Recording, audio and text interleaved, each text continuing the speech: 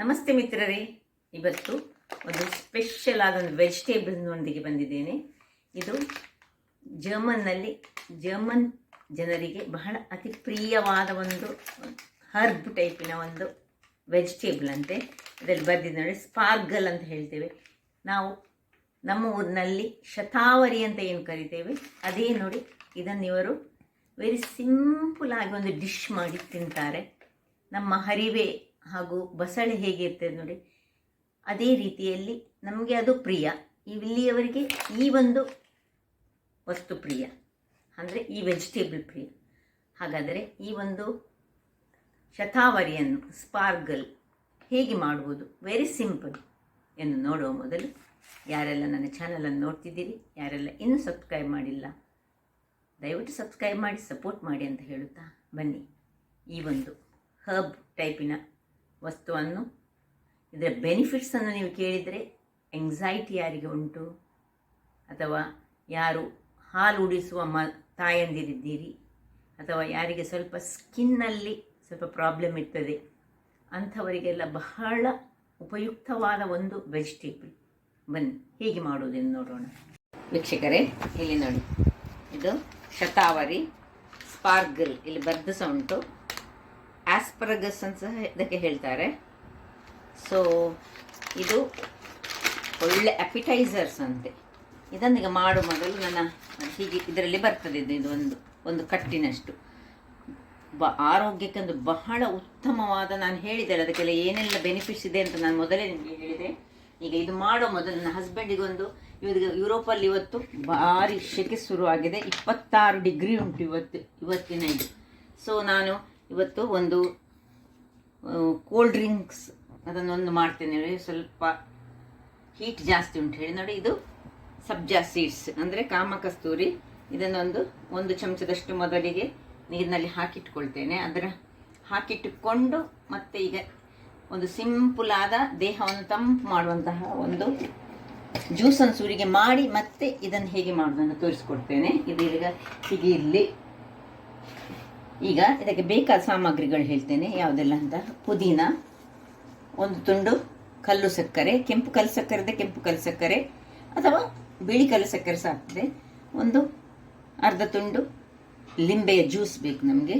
ಒಂದು 1/4 ಚಮಚದಷ್ಟು ಈ ಬಡೆ ಸೊಪ್ಪು, ಬಡೆ ಸೋಂಪು ಅಂತ ಸಹ ಹೇಳ್ತೇವೆ, ಸೋಂಪು. ಅದು ಸ್ವಲ್ಪ ಐಸ್ ಬೇಕಿದ್ರೆ ಮಾತ್ರ ಇದು ಬೇಕು.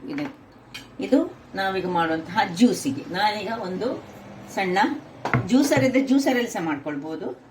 ಈ ಒಂದು ಪುದೀನದ ಎಲೆಗಳನ್ನು ಮಾತ್ರ ಇದರಲ್ಲಿ ಒಂದು 2-3 ದಂಟುಗಳಷ್ಟು ಎಲೆಗಳಲ್ಲಿ ಒಂದು ಹ್ಯಾಂಡ್ಫುಲ್ ಆಫ್ ಎಲೆಗಳು ಸಿಗ್ತದೆ, ಅದನ್ನು ಹಾಕ್ಕೊಳ್ತಾ ಇದ್ದೇನೆ. ಅಷ್ಟು ಸಾಕು. ಇನ್ನು 1/4 ಚಮಚದಷ್ಟು ಬಡಿ ಸೋಂಪು, ಮತ್ತು ಈ ಒಂದು ಕಲ್ಲು ಸಕ್ಕರೆ, ಇನ್ನು ಲಿಂಬೆಯ ರಸ ಕಾಣಿಸ್ತಾ ಉಂಟಲ್ಲ ಒಳಗಡೆ ಏನೆಲ್ಲ ಹಾಕಿದೆ ಹೇಳಿ. ಈ ಲಿಂಬೆ ರಸ ಹಾಕೊಂಡು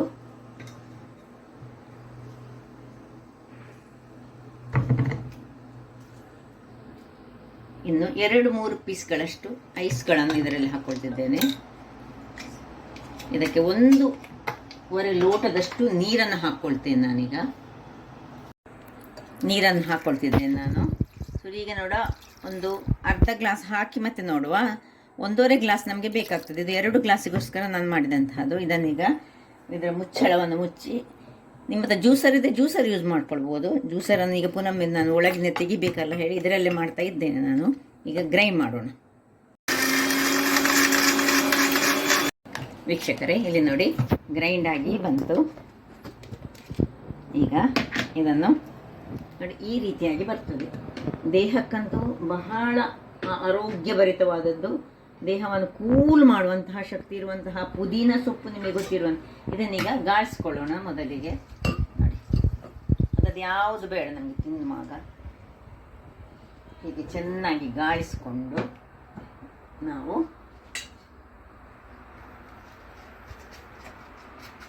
ಹಸಿವೆಯನ್ನು ಸಹ ಹೆಚ್ಚಿಸುವಂತಹದ್ದು, ದೇಹವನ್ನು ತಂಪು ಮಾಡುವಂಥದ್ದು. ಇವತ್ತು ನಾನು ಮಾಡುವಂತಹ 2 ವಸ್ತುಗಳು ಸಹ ಅಂದರೆ ಈ ಡ್ರಿಂಕ್ ಹಾಗೂ ಈ ಒಂದು ಶತಾವರಿಯಿಂದ ಮಾಡುವಂತಹ ಒಂದು ಸ್ಟಿರ್ ಫ್ರೈ ಅದು ಸಹ ಹಾಗೆ ದೇಹಕ್ಕೆ ಬಹಳ ಉತ್ತಮವಾದುದು.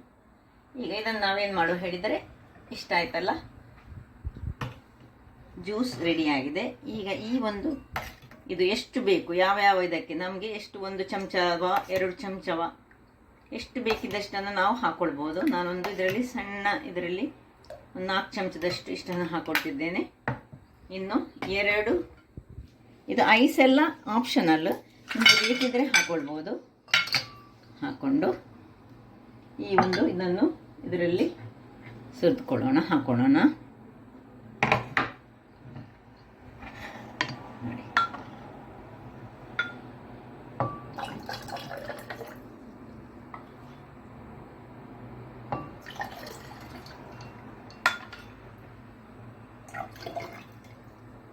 ಅಥವಾ ಹೀಗೆ ಸಹ ಸೀದಾ ಸಹ ಹಾಕೊಳ್ಬೋದು. ಇನ್ನು 1 ಲೋಟಗಳಷ್ಟು ನೀರು, ಕುದಿಸಿ ತಣಿಸಿದಂತಹ ನೀರನ್ನು ಸಹ ಇದಕ್ಕೆ ಸೇರಿಸ್ಕೊಳ್ಳೋಣ. ಸಾಕು, ಎಷ್ಟು ಕುಡಿದ್ರೆ ಒಬ್ಬರಿಗೆ ಎಷ್ಟು ಸಾಕು ನೋಡಿ, ಚೆನ್ನಾಗಿ ಬರ್ತದೆ. ಹಾಗಾದರೆ ನೋಡಿದ್ರಲ್ಲ ವೀಕ್ಷಕರೇ, ಒಂದು ಸಮ್ಮರಿಗೆ ಹೇಳಿ ಮಾಡಿಸಿದಂತಹ ಒಂದು ಆರೋಗ್ಯಭರಿತವಾದ ಡ್ರಿಂಕನ್ನು ನಾನು ರೆಡಿ ಮಾಡಿದ್ದೇನೆ. ಇನ್ನು ಈ ಒಂದು ಇದಕ್ಕೆ ಹೋಗೋಣ. ಇಲ್ಲಿ ಇದಕ್ಕೆ ಬೇಕಾದ ಸಾಮಗ್ರಿಗಳು ಏನು ಹೆಚ್ಚಿನ ಸಾಮಗ್ರಿ ಬೇಡ. ನಾನಿವತ್ತು ಆಲಿವ್ ಆಯಿಲಲ್ಲಿ ಮಾಡ್ತೇನೆ. ನಾವು ಮಂಗಳೂರಿನವರಾದರೆ ಅಥವಾ ಇಂಡಿಯಾದಲ್ಲಿ ನಾವು ಕೋಕೋನಟ್ ಆಯಿಲಲ್ಲಿ ಮಾಡಿದರೆ ಇದು ಬಹಳ ಚೆನ್ನಾಗಿ ಬರ್ತದೆ. ಇದಕ್ಕೆ ಒಂದು 4-5 ಬೆಳ್ಳುಳ್ಳಿ ಬೇಕು, ಮತ್ತು ಒಂದು ಸಣ್ಣ ತುಂಡು ಲಿಂಬೆ ರಸ, ಅಂದರೆ ಅರ್ಧ ಲಿಂಬೆ ರಸ ಬೇಕು. ಮತ್ತು ಇದನ್ನು ಹೇಗೆ ಈಗ ಕಟ್ ಮಾಡೋದು, ಇದು ಇಡೀಯನ್ನು ಯೂಸ್ ಮಾಡಲಿಕ್ಕಿಲ್ಲ. ಇದು ಹಾರ್ಡ್ ಅಂಶ ಉಂಟಲ್ಲ, ಇದನ್ನು ನಾವು ಕಟ್ ಮಾಡಿ ತೆಗಿಬೇಕು. ಹಾರ್ಡಿದ್ದದ್ದು ನಮಗೆ ಬೇಡ, ಇದು ಅಡಿಯಲ್ಲಿದ್ದದನ್ನು ಹೀಗೆ ಕಟ್ ಮಾಡಿದರೆ ಆಗ್ತದೆ, ಅಥವಾ ಚೂರಿಯಲ್ಲಿ ಸಹ ಮಾಡ್ಬೋದು. ಹೆಚ್ಚಾಗಿ ಇದನ್ನು ಹೀಗೆ ಕಟ್ ಮಾಡಿದರೆ ಒಳ್ಳೆಯದು, ಯಾಕೆಂದ್ರೆ ನಮ್ಗೆ ಗೊತ್ತಾಗ್ತದೆ ಯಾವುದು ತುಂಬ ಸಾಫ್ಟ್ ಉಂಟು ಅಷ್ಟು ಮಾತ್ರ, ಇದು ಯೂಸ್ ಇಲ್ಲದ್ದು. ವೀಕ್ಷಕರೇ ನೋಡಿ, ಇದರ ಕೆಳಗಿನ ಭಾಗ ಅನ್ನು ತೆಗೆದುಕೊಂಡೆ, ಅದಂದರೆ ಅದು ಹಾರ್ಡ್ ಇರ್ತದೆ, ಅದರಿಂದ ಅದು ತೆಗೆದುಕೊಂಡು ಇದನ್ನು ಚೆನ್ನಾಗಿ ತೊಳೆದುಕೊಂಡು ತಂದೆ. ಈಗ ಇದನ್ನು ನಮ್ಮ ಇದು ಸ್ಟಿರ್ ಫ್ರೈ ಮಾಡುವಂತಹ ಬಾಣಲೆ ದೊಡ್ಡದಿದ್ದರೆ, ಈ ಸೀದಾ ಅವರೆಲ್ಲ ಹೀಗೆ ಮಾಡ್ತಾರೆ, ನಾವೀಗ ಇದನ್ನು 2 ಭಾಗ ಮಾಡಿಕೊಳ್ಳೋಣ.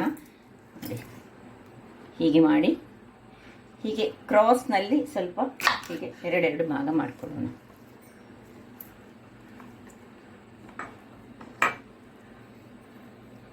ನಮ್ಮ ಕೈಗೆ ಸಿಕ್ಕುವಷ್ಟು ಬೇಕು, ಹೀಗೆ ತಿನ್ನುವಾಗ ಕೈಗೆ ಸಿಕ್ಕುವಷ್ಟು ಉದ್ದ ಇದ್ದರೆ ಆಯಿತು. ಮತ್ತು ಇದು ಕಟ್ ಮಾಡಿದ ಮೇಲೆ ಈ ಬೆಳ್ಳುಳ್ಳಿಯನ್ನು ಇದರ ಸಿಪ್ಪೆ ಎಲ್ಲ ತೆಗೆದುಕೊಂಡು ಸಣ್ಣದಾಗಿ ಕಟ್ ಮಾಡ್ಕೊಳ್ಳೋಣ ನೋಡಿ, ಅಥವಾ ಕ್ರಷ್ ಮಾಡಿ ಸಹ ಹಾಕ್ಕೊಳ್ಬೋದು. ಹೀಗೆ ಸಿಪ್ಪೆ ಬೇಡ, ಅದರ ಸಿಪ್ಪೆ ಸ್ವಲ್ಪ ನಮಗೆ ಅದು ಅದರಲ್ಲಿ ಸಿಕ್ಕುವಾಗ ಒಳ್ಳೆಯದಾಗೋದಿಲ್ಲ. ಅದರಿಂದ ಸಿಪ್ಪೆ ತೆಗೆದು ನಾನು ಎಲ್ಲ ಕಟ್ ಮಾಡಿ, ಇದೆಲ್ಲ ಕಟ್ ಮಾಡಿ ನಿಮಗೀಗ ತೋರಿಸ್ಕೊಡ್ತೇನೆ. ಬೆಳ್ಳುಳ್ಳಿ ಕಟ್ ಮಾಡಿ ಆಯಿತು, ಈ ಶತಾವರಿಯನ್ನು ಕಟ್ ಮಾಡಿ ಆಯಿತು, ಇಲ್ಲಿ ಆಲಿವ್ ಆಯಿಲ್ ಉಂಟು, ಮತ್ತು ಇದು ಪೆಪ್ಪರ್ ನಾವು ಕ್ರಷ್ ಮಾಡಿ ಇಟ್ಕೊಂಡ್ರೆ ಒಳ್ಳೆಯದು. ಮೊದಲಿಗೆ ಇದರಲ್ಲಿ ಇದು ಕ್ರಷ್ ಮಾಡಲಿಕ್ಕೆ ಆಗ್ತದೆ ಹೇಳಿ ನಾನು ಹೀಗೆ. ಮತ್ತು ರೋಸ್ಮೇರಿ ಅಥವಾ ನಿಮ್ಮ ಹತ್ರ ನಿಮಗೆ ಬೇಕಿದ್ದರೆ ರೋಸ್ಮೇರಿ ಯೂಸ್ ಮಾಡ್ಬೋದು, ಇಲ್ಲದಿದ್ದರೆ ಖಾಲಿ ಇಷ್ಟರಲ್ಲಿ ಮಾಡಿದರೆ ಸಹ ಆಗ್ತದೆ. ಸ್ವಲ್ಪ ಇದು ಚಿಕ್ಕಷ್ಟು ಹಾಕಲಿಕ್ಕೆ ಅಷ್ಟೇ. ಮತ್ತು ಉಪ್ಪು ಬೇಕು ನಮಗೆ. ಈಗ ಮೊದಲಿಗೆ ಇಲ್ಲೊಂದು ಪ್ಯಾನ್ ಇಟ್ಕೊಂಡು ಅದರಲ್ಲಿ ನಾನು ಆಲಿವ್ ಆಯಿಲನ್ನು ಹಾಕ್ತೇನೆ. ಆಲಿವ್ ಆಯಿಲ್ ಹಾಕುವಾಗ ಆಗಲಿ ಅಥವಾ ನಾವು ತೆಂಗಿನೆಣ್ಣೆ ಹಾಕುವಾಗ ಆಗಲಿ, ಅದು ತುಂಬ ಹೀಟ್ ಆಗಬಾರ್ದು. ನಾನೀಗ 1 ಚಮಚದಷ್ಟು ಆಲಿವ್ ಆಯಿಲನ್ನು ಹಾಕ್ತಿದ್ದೇನೆ. ಇದು ಹೆಚ್ಚು ಬಿಸಿ ಆಗಲಿಕ್ಕಿಲ್ಲ, ಸ್ವಲ್ಪ ಇದಾಗುವಾಗಲೇ ಈ ಬೆಳ್ಳುಳ್ಳಿಯನ್ನು ಕ್ರಷ್ ಮಾಡಿದಂತಹ ಬೆಳ್ಳುಳ್ಳಿಯ ಅಥವಾ ಚಾಪ್ ಮಾಡಿದಂತಹ ಬೆಳ್ಳುಳ್ಳಿಯನ್ನು ಹಾಕೊಳ್ಳೋಣ. ಬೆಳ್ಳುಳ್ಳಿ ಮಾತ್ರ ಚೂರು ಅದರಲ್ಲಿ ಫ್ರೈ ಆಗಬೇಕು. ಇಲ್ಲಿ ಬೆಳ್ಳುಳ್ಳಿ ಸ್ವಲ್ಪ ಫ್ರೈ ಆಗಬೇಕು. ಇದು ಇಲ್ಲಿ ಇದರಲ್ಲಿ ಆಯಿಲ್ ತುಂಬ ಬಿಸಿ ಆಗೋದು ಬೇಡ, ಆದರೆ ಆಯಿಲ್ ಇದು ಫ್ರೈ ಆಗುವಾಗ ಅದಷ್ಟಕ್ಕೆ ಅದರಲ್ಲಿ ಬಿಸಿ ಆಗ್ತದೆ.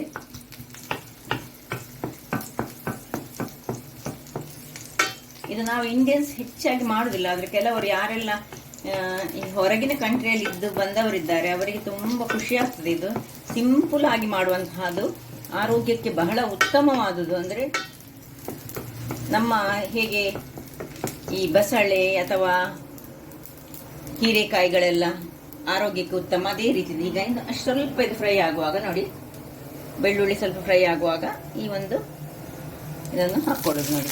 ನಾನು ಕೆಲವೊಂದು ನೋಡಿ ಹೀಗೆ ಕೈಯಲ್ಲಿ ಸಹ ಕಟ್ ಮಾಡಿಕೊಳ್ಳಿಕ್ಕೆ ಆಗ್ತದೆ. ಇದು ಅಷ್ಟು ನೋಡಿ ಹೀಗೆ ಅಷ್ಟು ಅದು ಎಳತ್ತಾಗಿರಬೇಕು.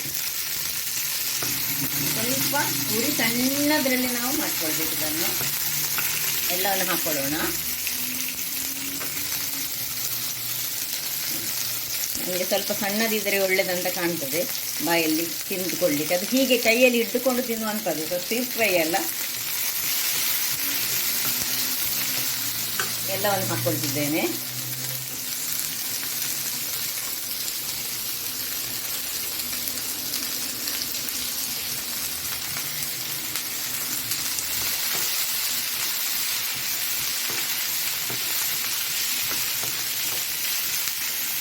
ನಿಧಾನಕ್ಕೆ ಇದನ್ನು ತಿರುಗಿಸ್ಕೊಳ್ಳೋಣ. ಇನ್ನು ಸ್ವಲ್ಪ ಉಪ್ಪನ್ನು ಹಾಕ್ಕೊಳ್ತೇನೆ ಇದಕ್ಕೆ. ನಾನು ರುಚಿಗೆ ತಕ್ಕಷ್ಟು ಉಪ್ಪು, ತುಂಬ ಉಪ್ಪು ಹಾಕ್ಲಿಕ್ಕೆ ಹೋಗಬಾರ್ದು. ನಮಗೆ ಎಷ್ಟು ರುಚಿಗೆ ಬೇಕು ಅಷ್ಟೇ ಉಪ್ಪು ಹಾಕಿದರೆ ಆಯಿತು.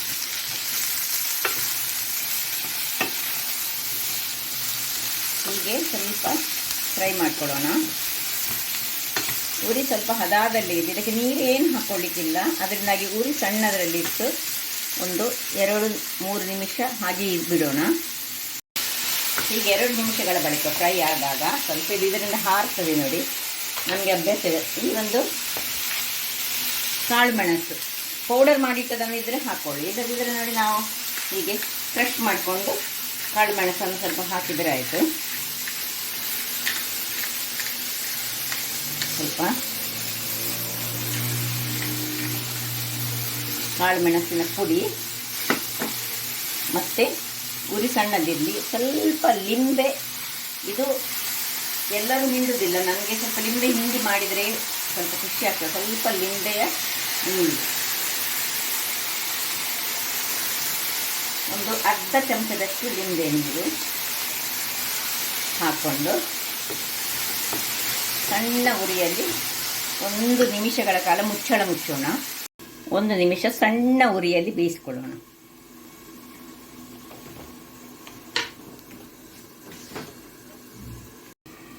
ವೀಕ್ಷಕರೇ, 1-2 ನಿಮಿಷಗಳ ಬಳಿಕ ನೋಡಿ ಅದರದ್ದೇ ನೀರು ಸ್ವಲ್ಪ ಇದೆ. ನಾವೇನು ನೀರು ಹಾಕ್ಕೊಳ್ಳಿಲ್ಲ. ಅದರಲ್ಲಿರುವ ನೀರು ಮಾತ್ರ ಎಲ್ಲ ಆರಬೇಕು. ಆರುವಾಗ ಈ ಸ್ವಲ್ಪ ರೋಸ್ಮೇರಿಯನ್ನು ಇದ್ದರೆ ಮಾತ್ರ ಹಾಕಿ. ಇದು ಅಗತ್ಯ ಇಲ್ಲ. ಅಗತ್ಯ ನೀವು ಬೇಕಿದ್ರೆ ಇದನ್ನು ನಾವು ಇಂಡಿಯನ್ ಸ್ಟೈಲಲ್ಲಿ ಸ್ವಲ್ಪ ಜೀರಾ ಮತ್ತು ಇದು ಏನು ಹೇಳ್ತೇವೆ ಜಿಂಜರ್ ಹಾಕಿ ಸಹ ಮಾಡ್ಕೊಳ್ಬೋದು. ಅದು ಸಹ ಚೆನ್ನಾಗಿ ಬರ್ತದೆ. ನಾನೊಮ್ಮೊಮ್ಮೆ ಅದನ್ನು ಸಹ ಮಾಡ್ತೇನೆ. ನನ್ನ ಪುಳ್ಳಿಗಳಿಗಂತೂ ಇದು ಹೇಳಿದರೆ ಬಹಳ ಇಷ್ಟ. ನನ್ನ ಮಗನಿಗೆ ಸಹ ಹಾಗೆ ಇದು ಬಹಳ ಇಷ್ಟ. ನೋಡಿ ಆಯಿತು. ಸ್ಟಿರ್ ಫ್ರೈ ಹೇಳ್ತಾರೆ, ಶತಾವರಿಯ ಸ್ಟಿರ್ ಫ್ರೈ ಅಂತ ಹೇಳುವುದು. ಆರೋಗ್ಯಕ್ಕೆ ಬಹಳ ಉತ್ತಮವಾಗಿರುವಂತಹ ಇದನ್ನು ನಾವು ಸಪೋಸ್ ಇಂಡಿಯಾದಲ್ಲಿ ಸಿಕ್ಕಿದರೆ ಖಂಡಿತವಾಗಿಯೂ ಮಾಡಿಕೊಡ್ಬೇಕು ವೀಕ್ಷಕರೇ. ನೋಡಿ ಇದನ್ನು ನಾನು ಆಫ್ ಮಾಡಿಕೊಡ್ತಿದ್ದೇನೆ. ಸಿಗ್ಬೋದು ಈ ಮಾಲ್ಗಳಲ್ಲಿರುವಂಥ ಶಾಪ್ಗಳಲ್ಲಿ, ರಿಲಯನ್ಸ್ ಶಾಪ್ ಅಥವಾ ಮೋರ್ ಹಾಗೆ ಅಲ್ಲಿ ಇರ್ಬೋದು ಅಂತ ನನಗೆ ಕಾಣ್ತದೆ. ನೋಡಿ ಆಯಿತು, ಈಗ ಆಫ್ ಮಾಡ್ಕೊಂಡಿದ್ದೇನೆ. ರೆಡಿ ಆಯಿತು. ಇಷ್ಟೇ. ಇದನ್ನು ಖಾಲಿ ಹೀಗೆ ನೋಡಿ ಹೀಗೆ ತಿನ್ನೋದು. ಹೀಗೆ ತೆಗೆದುಕೊಂಡು ಹೀಗೆ ಒಂದನ್ನು ಹೀಗೆ ಮಾಡಿ ಹೀಗೆ ತಿನ್ನೋದು. ಇದಕ್ಕೊಂದು ಈ ಜರ್ಮನಿಯವರು ಒಂದು ಸಾಸನ್ನು ಯೂಸ್ ಮಾಡ್ತಾರೆ. ಅದು ನಮಗೆ ಅಷ್ಟು ಖುಷಿ ಆಗೋದಿಲ್ಲ. ಆ ಸಾಸದು ಎಗ್ ಎಲ್ಲ ಹಾಕಿ ಮಾಡುವಂತಹದ್ದು. ಆದರೆ ನಮಗೆ ಹೀಗೆ ಹರಿವೆಯ ಹಾಗೆ ಇದನ್ನು ಖಾಲಿ ತಿನ್ನಲಿಕ್ಕೆ ಬಹಳ ಉತ್ತಮ.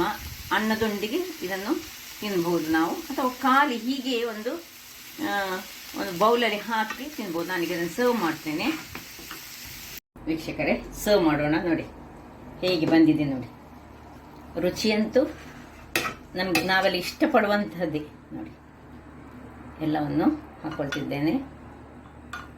ಆರೋಗ್ಯಕ್ಕೆ ಉತ್ತಮ ಹೇಳಿದ ಮೇಲೆ ನಾವು ಇಂತಹ ವಸ್ತುಗಳನ್ನು ನಾವು ಯಾವಾಗಲೂ ಮನೆಯಲ್ಲಿ ಮಾಡಿ ತಿನ್ನಬೇಕು. ಇದು ಗ್ರೀನ್ ವೆಜಿಟೇಬಲ್ಸ್ನ ಸಾಲಿಗೆ ಬರುವಂತಹದ್ದು.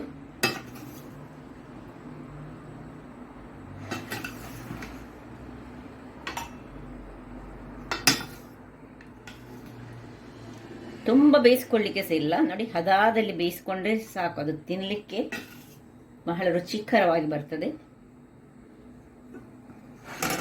ಹಾಗಾದರೆ ನೋಡಿದ್ರಲ್ಲ ವೀಕ್ಷಕರೇ, ನೋಡಿ ಯಾವ ರೀತಿಯಲ್ಲಿ, ನೋಡಿ ಈ ರೀತಿಯಲ್ಲಿ ಬರುವಂತಹದ್ದು ಇದು. ನೋಡಿ ಹೀಗೆ ಇರ್ತದೆ, ಎಳೆಯದಾಗಿರ್ತದೆ. ಬಾಯಲ್ಲಿ ಹಾಕಿದ ಕೂಡಲೇ ಏನು ನಾರಿನ ಅಂಶ ಏನಿಲ್ಲ ಇದರಲ್ಲಿ. ಹಾಗಾದರೆ ಇಲ್ಲಿ ನೋಡಿ, ಇದು ಜ್ಯೂಸ್, ಇದು ಸಮ್ಮರಿಗೆ ನಮಗೆ ಇಂಡಿಯಾಕ್ಕೆ ಬೇಕಾದಂತಹ ಇದು ಜ್ಯೂಸು. ಇದು ನಮ್ಮ ಯುರೋಪಿಯನ್ ಸ್ಟೈಲ್ನ ಶತಾವರಿಯ ಸ್ಟಿರ್ ಫ್ರೈ. ಹಾಗಾದರೆ ನನ್ನ ಈ ಕುಕಿಂಗ್ ಚಾನಲ್ ನಿಮಗೆ ಇಷ್ಟ ಆದರೆ ಬೋಳೂರು ಸುವರ್ಣ ಚಾನಲನ್ನು ಲೈಕ್ ಮಾಡಿ, ಶೇರ್ ಮಾಡಿ ಹಾಗೂ ಸಬ್ಸ್ಕ್ರೈಬ್ ಮಾಡಿ ಹಾಗೂ ನನ್ನ ಇನ್ಸ್ಟಾಗ್ರಾಮ್ ಪೇಜನ್ನು ಫಾಲೋ ಮಾಡಿ. ಧನ್ಯವಾದಗಳು.